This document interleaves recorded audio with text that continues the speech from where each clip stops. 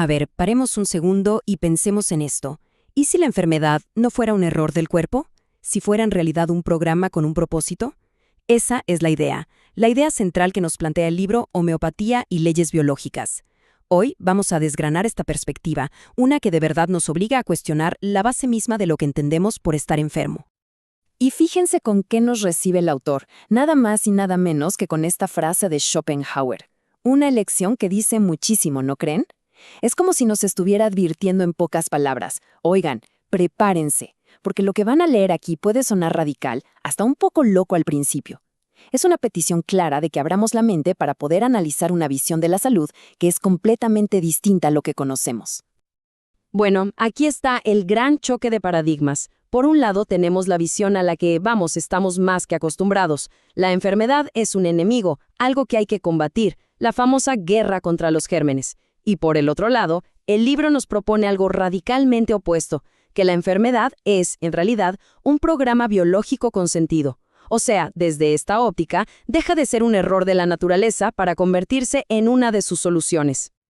Ok, pasemos a esta nueva visión. Entonces, ¿de dónde sale todo esto de repensar los síntomas? Bueno, no es algo que surja de la nada. El autor va tejiendo su argumento basándose en el trabajo de dos figuras que son clave aquí. Por un lado, el doctor Samuel Hahnemann, a quien todos conocemos como el padre de la homeopatía, y por otro, el doctor Reike Gerd Hammer, el creador de la, bastante controvertida Nueva Medicina Germánica y sus famosas 5 leyes biológicas. Y aquí llegamos al meollo del asunto, a la premisa central de toda esta teoría. Sostiene que eso que llamamos enfermedad en realidad no es una falla del sistema. Todo lo contrario, se describe como un programa especial de supervivencia, uno que la naturaleza misma activa para ayudarnos a superar un conflicto biológico que nos pilla por sorpresa y así, poder recuperar el equilibrio. Bien, hablemos del origen. Según esta visión, todo proceso de enfermedad tiene un punto de partida, uno muy exacto. Y la primera ley biológica se enfoca precisamente en eso, en identificar cuál es el detonante. La idea es que no es algo que pasa al azar, sino que es una reacción a un evento muy, muy específico. A ese detonante, la teoría le pone un nombre muy particular, síndrome de Dirkhammer, o para abreviar, DHS. Y ojo, no se trata de un estrés cualquiera, del día a día. Se describe como un shock biológico con características súper definidas. Primero, nos toma totalmente por sorpresa. Segundo, es muy dramático. Y tercero, un punto que es clave, se vive en aislamiento. Y lo más fuerte es que la teoría postula que en ese preciso instante, el impacto pega en 3 niveles a la vez. La psique, un área específica del cerebro, y el órgano que está conectado a esa área. A ver, para que este programa biológico se ponga en marcha, la teoría insiste en que estos 3 criterios son indispensables. Tienen que estar los 3, sí o sí. No alcanza con que sea un evento súper dramático. El factor del aislamiento es absolutamente crucial. ¿Y a qué se refiere con eso? Pues a ese sentimiento de estoy solo con esto, de no poder compartir lo que te pasa. Y esa conexión, ese triángulo psique-cerebro-órgano, es lo que, según este modelo, transforma un shock emocional en una respuesta física que se puede medir. Ahora, las 2 fases del proceso. Una vez que este shock activa el programa, ¿qué es lo que pasa después? Bueno, aquí entra la segunda ley biológica, que describe un proceso que siempre se desarrolla en 2 fases bien distintas. Eso sí, asumiendo, y esto es importante, que el conflicto original llegue a resolverse. Y es aquí donde la teoría, la verdad, le da una vuelta de tuerca a todo lo que pensamos sobre los síntomas. Miren, en la fase activa, o sea, mientras el conflicto está a tope, el cuerpo está en modo estrés. Es lo que llaman una fase fría, manos y pies fríos, insomnio, sin apetito. Pero ¿qué pasa cuando se resuelve el conflicto? ¡Pum! Entramos en la fase resolutiva, la fase de reparación. Y es justo aquí, según el libro, donde aparecen los síntomas que todos asociamos con estar enfermos. El cansancio, la fiebre, la inflamación, el dolor. Es la fase caliente, la de curación. Así que piénsenlo bien. La conclusión de esta segunda ley es radical.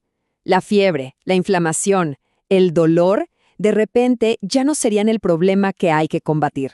Desde esta perspectiva, son la prueba. son la evidencia de que el cuerpo ya empezó su proceso de reparación. Es, literalmente, la curación en marcha.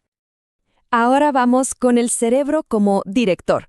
La tercera ley se mete de lleno en cómo el cerebro es el que dirige todo este proceso. Y la idea es que no reacciona al tuntún, al azar, sino que actúa como un verdadero director de orquesta, ejecutando un plan biológico súper específico y preciso. Miren, este es básicamente el plan maestro que, según la teoría, sigue el cerebro. Dependiendo del color, de la naturaleza del shock, por ejemplo, si es un conflicto de no poder atrapar el bocado o uno de sentirse atacado, se activa un relé cerebral diferente. Cada relé está conectado con un órgano específico, y la respuesta de ese órgano, ya sea crecimiento, una úlcera o pérdida de función, está ligada a su origen más antiguo, a su capa embrionaria. La teoría lo presenta como un sistema súper coherente y sobre todo predecible. Y aquí es donde el autor empieza a conectar los puntos de una manera fascinante. Entramos en la homeopatía. Se pregunta, bueno, ¿y todo esto qué tiene que ver con la homeopatía?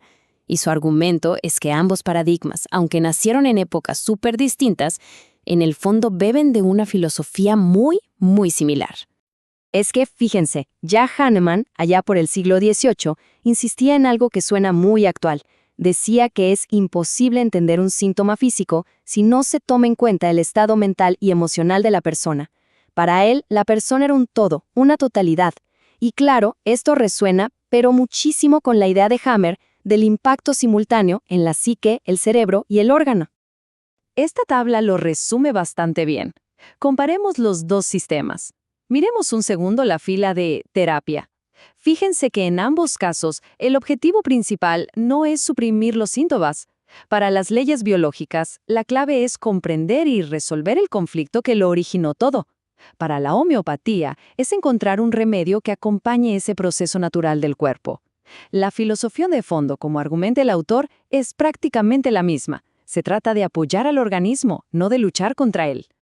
Y con esto vamos llegando al final, a la gran conclusión, que se resume perfectamente en la quinta ley biológica. Esta ley no es que añada un elemento nuevo, sino que es la que le da sentido a todo el sistema. Es, por así decirlo, la quinta esencia de toda esta visión. Entonces, ¿qué nos dice esta quinta ley?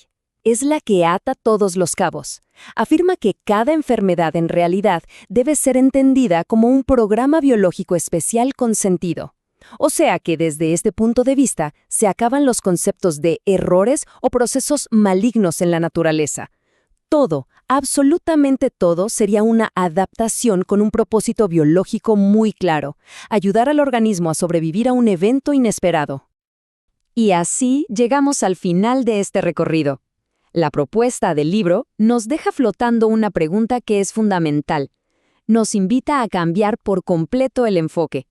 En lugar de preguntarnos ¿cómo lucho contra esto?, la pregunta desde esta nueva perspectiva sería más bien ¿qué conflicto está intentando resolver mi cuerpo con esto? ¿Y cómo puedo apoyarlo en ese proceso?